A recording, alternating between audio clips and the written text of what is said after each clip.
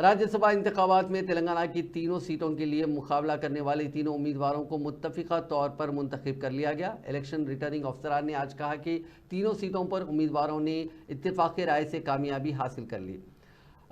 इसमें रियासत तेलंगाना की 3 राज्यसभा सीटों के लिए सिर्फ 3 उम्मीदवारों ने ही नामजदगी दाखिल की थी। कांग्रेस के 2 उम्मीदवार और बीआरएस के 1 उम्मीदवार ने पर्चे नामजदगी दाखिल किया था और इन्हें बिला मुकाबला मुंतखब कर लिया गया।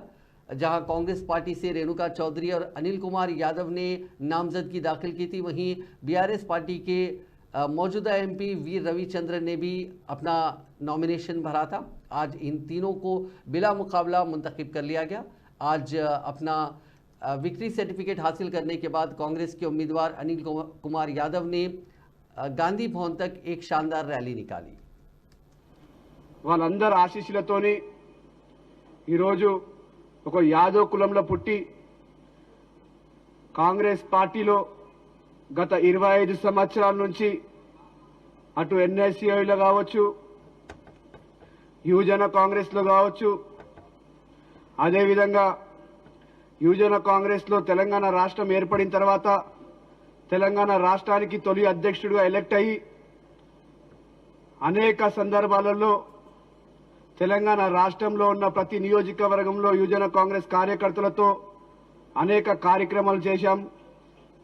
ఈరోజు అనిల్ కుమార్ యాదవ్ని ఒక బీసీ బిడ్డని పెద్దల సభ పంపిస్తున్నారంటే ఇది కేవలం అనిల్ కుమార్ యాదవ్ పెద్దల సభలో పెడతలేడు, బీసీ కులంలో ఉన్న ప్రతి ఒక్క యువకుడికి ఈరోజు పెద్దల సభలో అవకాశం కల్పించిందని కూడా ఈ వేదిక నుంచి నేను మా కాంగ్రెస్ నాయకులందరికీ కూడా కృతజ్ఞతలు తెలియజేస్తున్నాను।